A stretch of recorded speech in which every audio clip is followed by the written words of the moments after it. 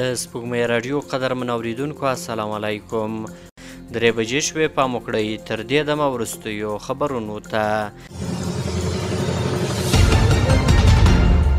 پروان ولایت ځایي چارواکي وایي چې د دغه ولایت په سیاګرد ولسوالۍ کې د ترافیکي پیښې له امله یوې مېرمنې ژوند بایللی او 4 کسان نور ټپیان شوي دي.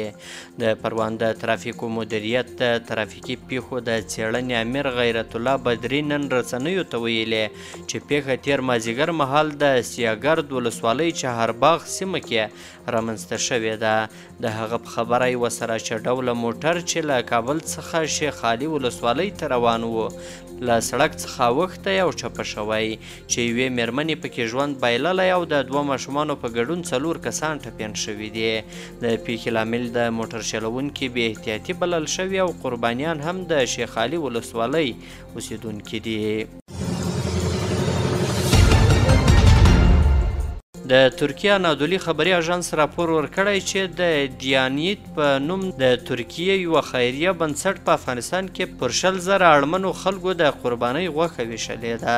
د راپور له مخې دا مرسته په کابل، کندهار، هرات او مزار شریف ولایتونو کې ویشل شوې ده. راپور زیاتوي یاد بنسټ 1450 څاروي حلال کړي. سرچینې ویلي چې د قربانۍ غوښه په عمده توګه وړکتونونو، مدرسو او اړمنو ته ورکړل شوې ده. په کابل کې د ترکیې سفارت هم د دې مرستې خبر ورکړی دی. د هندي رسنیو د راپورونو له مخې په دغه هیواد کې د کورونا 6401 پیښې ثبت شوي دي چې له دې ډلې کیرالا ایالت تر ټولو ډیر شمېر او په ګجرات کې هم د کورونا پیښو کې د پام وړ زیاتوالی راغلی دی.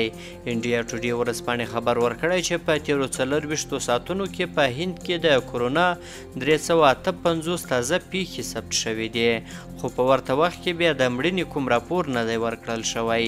د هند عامه روغتیا وزارت په وینا ګجرات په تېرو 24 ساعتونو کې د کورونا 158 نوې پیښې ثبت کړي دي. دغه وزارت زیاته کړې چې د کیرالا تر ټولو ډیر ځپل شوی ایالت دی چې په تېرو 24 ساعتونو کې 7 پیښې ثبت شوي دي چې له دې سره د ټولو پیښو شمېر 1950 ته لوړ شوی دی.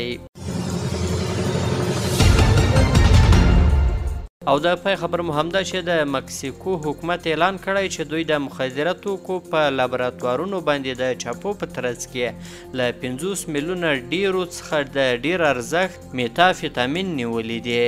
د چارواکو په خبره دا مخدره مواد 42 ټنه دي. دا اعلان په داسې حال کې کیږي چې د فرانس پریس اژانس د راپور له مخې د لاتینې امریکا دغه هیواد د مخدره توکو د قاچاق د مخنیوي لپاره د متحده ایالاتو د ولسمشر ډونالډ ټرمپ له زیاتېدونکي فشار سره مخامخ دی. د مکسیکو حکومت د دوشنبې په ورځ په یوه بیان کې ویلي وو چې مخدره توکي د لویدیځ ایالت میچواګان په 5 ځایونو کې د عملیاتو په ترڅ کې نیول شوي دي. د سپوږمۍ راډیو قدرمن اوریدونکو دا او د دې ساعت مهمه وروستي خبرونه تر بیا ښې چارې.